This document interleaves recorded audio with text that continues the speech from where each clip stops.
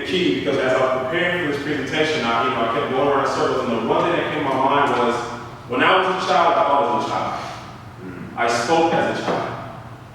I reasoned as a child. But when I became a man, I put away childish things. Key, when I became a man, I put away childish things. Now, I'm pretty sure we can all attest to everyone in this room at one point in time has been a child, has been a kid, has went through that process of being a little one. And I'm pretty sure all of us will attest that yes, that we threw tantrums before. Kicking and screaming, one of my Leonardo, when I jump and I hop to the store, we all go on tantrums. I mean, that's what happens. But for the fathers in the room, really quick, just give me a couple sections on what was the worst tantrum you've seen your child throw. Just really quick. Yeah, what did they say it The worst tantrum you've seen. I know Dante got one or two. Yeah, mine was with my daughters, where she banged, kicking on the door when she was in the bedroom, that's where screaming, talking her up, Yeah. Yes, sir. I won't,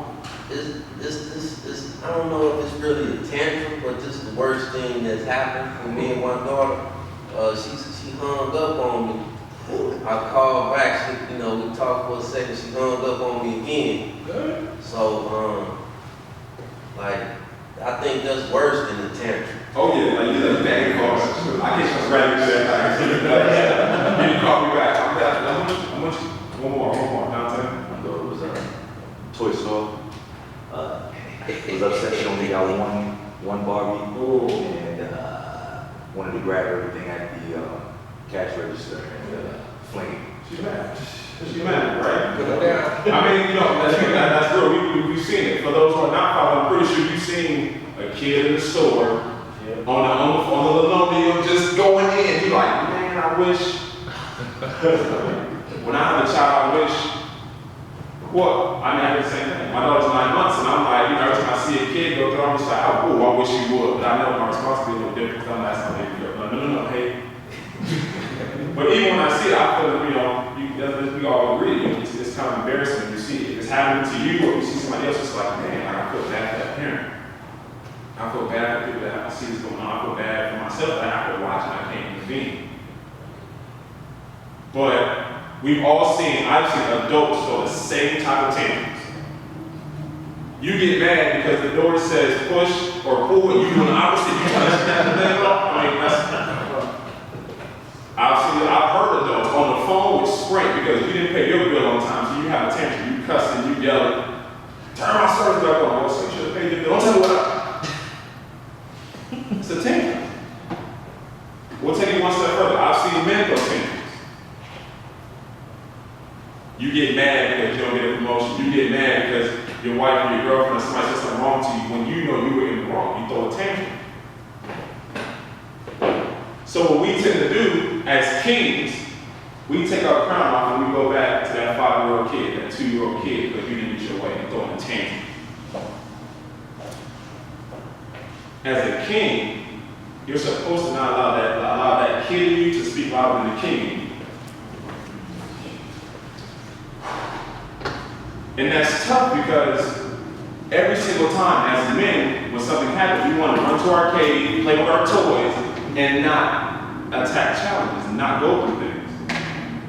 That's the problem with most men. And I'm not saying everyone here, but that's the problem with most men. Every single time that a challenge comes up, I want to go over here in my cave, and I want to hide out because that's what kids do.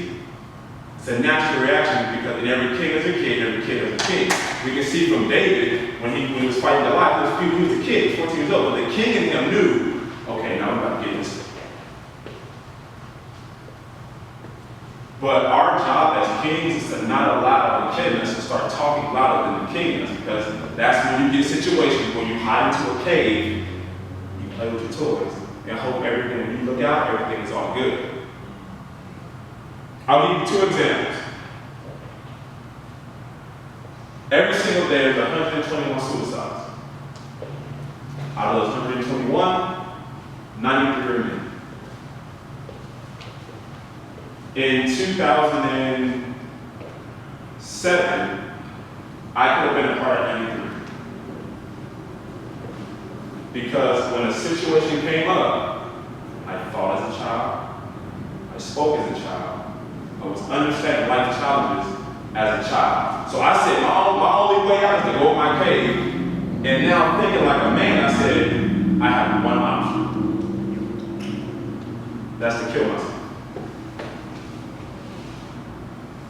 Thinking like a child, speaking like a child, speaking to myself like a child. We see kids when they get in trouble. I know a lot of guys say, stupid. So I started to retract on myself. Shut people out in an attempt to take my own life. A failure at that, I admit that it's fine. Thinking like a child, speaking like a child, understanding, reasoning like a child. Thought I was a man, but I never put away childish things. But if I did, the king of me would have said, that's a challenge you can defeat, let's go forward. But the kid rose up and was like, no, let's go back in our cave, let's hide out, let's do something that's a permanent solution to a temporary problem. Second example, and it was recently, like I shared with you with my wife, my first instinct, I don't want to talk about it. Because this is what I'm doing right now is my passion, I don't want to talk about it. It'll go past. The kid in me said, let's go over here, let's ignore her questions, her concerns, her crying, her looking at her husband and saying, I need more time. The kid in me wanted to retract and say, we don't have enough time, let's play with our toys, let's play with our business, let's play with our website, let's call more people to get more engaged, to take you out of the home. When the reason why you created this was to make sure men stay in the home. Stupid. The kid in me was talking louder than the king in me. But this time I understood. As I created this business, I gave myself my own process. Whatever you write, I want you to write down F.I.R.E. Whatever you write.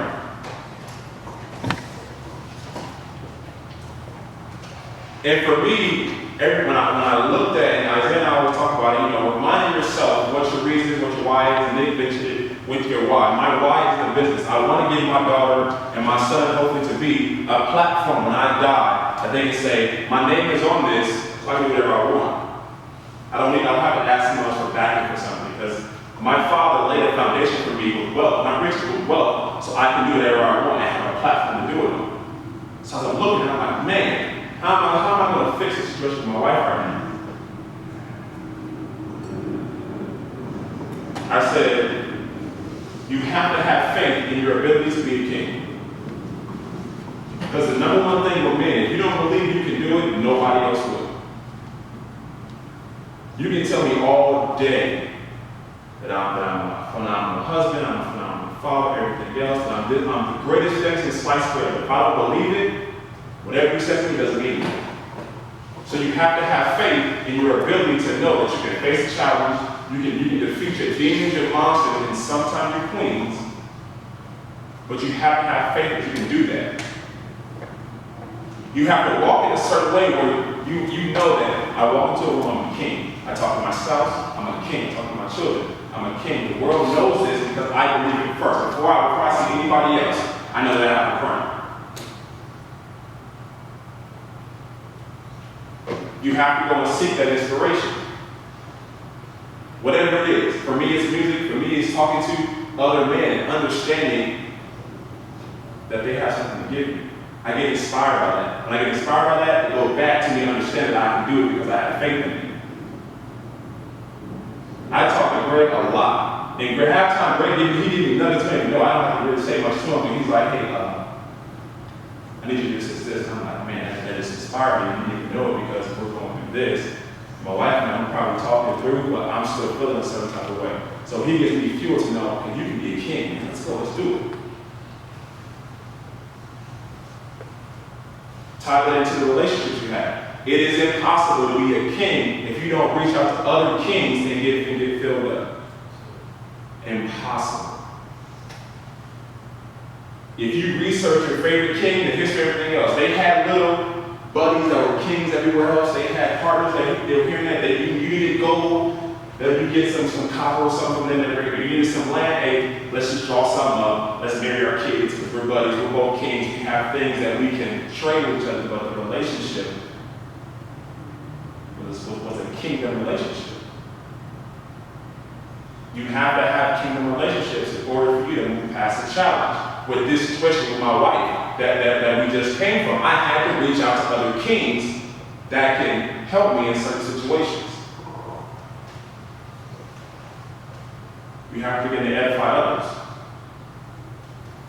The first thing I did when I found myself going to retreat as the kid in me started to talk, I had to start pouring into others because I knew that's where I would get my blessing.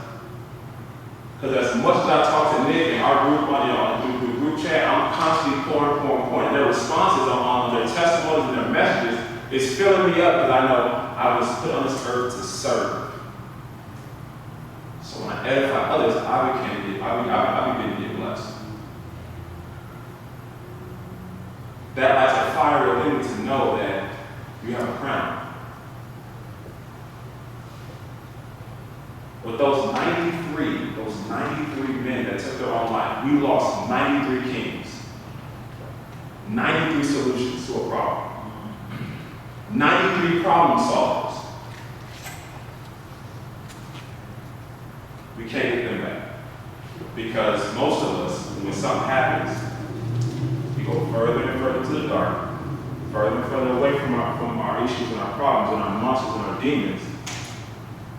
A lot of that is because those relationships we've been talking about. Understand that as a king, you have to be vulnerable, you have to be naked in certain situations. Someone is counting on each and every one of us. Someone is counting on the king in you to be exactly what you've been called to do. That's why Isaiah said, write down your destiny. Write down your purpose. For that reason, whatever your purpose is tied to is a specific project. Whatever it is. And it's important to write things down. It's important to make sure you look at that because you can say, okay, if my destiny is this, how can I tie myself? How can I pour myself into this? Let me figure out what's going on. My gift, my destiny, is to speak. It's to see certain things, and I may not be the biggest Bible scholar where I can give you chapter and verse, but I can see certain things when certain things are happening where God is like, all right, cool, say this. I tell Nick all the time, I'm like, I don't know where I got it from, bro, but hey, I got it. But it's okay, if that's your gift, what's the problem? We like positive male leaders in the homes. We like positive male leaders in the communities, in the churches. All around, you see there are men sprinkled, but there should be more men doing more things in order to make things happen.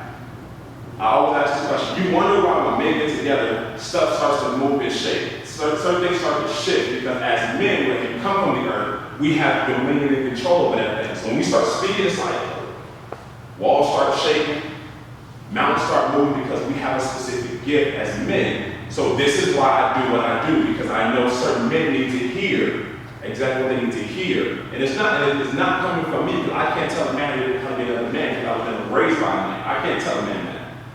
I can give you tools. I can give you what I picked up. I can give you what God has deposited to me. I can give you that.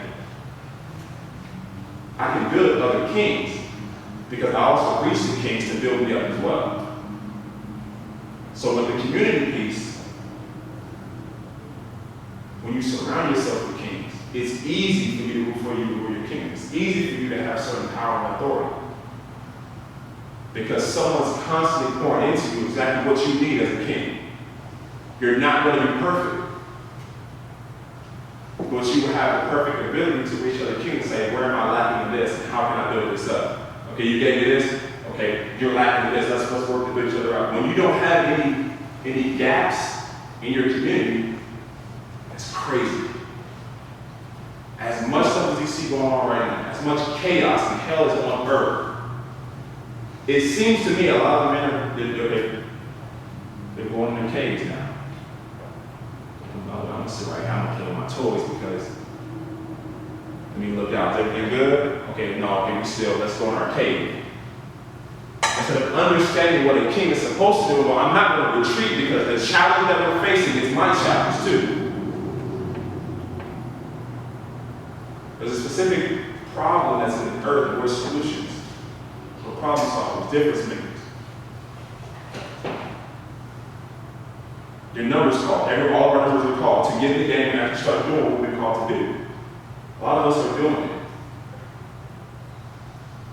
But it's that other piece where it's, okay, you're doing what you're supposed to do. Don't be selfish. King, don't be selfish. The one that has dominion and power on the earth, don't be selfish. You link up with the kingmaker and you say, what do you need me to do? How can I be a king's man today? I know for a fact my wife is counting on me, my daughter's counting on me, my coworkers are counting on me, my community is counting on me to do exactly what I've been called to do. There's no question. Someone is counting on you all to do exactly what you've been called to do. No question. I hid behind alcohol from birth to my alcohol. Before I even touch my lips, yeah, that's yours. Certain things I can deal with. Alcohol let up. Alcohol led me to almost kill myself. I hid behind my insecurities, lies, deceit, fakeness, as a king, hiding from all these things. At the breaking point of all those things, I began to see, okay, there needs to be a resurrection from the king because you're not getting it. So yes, get close to death as I need you to get so you can learn something from it. Your life is not yours. Here's your crown, understand what your purpose is, and go forth and do what you're called to do. At that breaking point, I found my gift, my calling, my purpose. I poured it all into the book. Because there's a specific problem. People don't know their purpose. Men don't know their purpose. Young men, a lot of them, I'm in that number, did not have a father, any father figure that they can model themselves after. So what do you do as if you don't have anything? You start pulling from whatever you see. You start pulling from videos, from movies, from the OG down the street, from the guy selling drugs, from the alcoholic uncle, from the alcoholic grandfather. You learn how to run from your absentee father. That's what you do. You start picking up little things. So I said, you know what? That's a problem. I'm the solution for that problem. I need to get other men that have the same problem and to be the same solution. Okay, let's get together, let's go and talk to these young men. Let's go and pour life into these young men because that's what they need. The men who start giving a young man a purpose and telling them something positive, their heart starts to change. They start walking and talking like this instead of walking and talking like this, holding the backpack punched over because they have no idea what their purpose. They have no idea the king that's in them because the kid continuously says, you don't have a father, you can't do it. Go talk to the drug dealer, go drink, go smoke, go do all these other things. A lot of us in here have a story. A lot of us in here have went through trial and tribulations as kings. But I see kings in the room. I don't see kids in the room. The main thing, the main responsibility, the main question I have for you all, are you willing to wear your crown? You have a duty and responsibility to change the world you're in. You have been specifically ordained to be a solution to a problem. Will you wear your crown?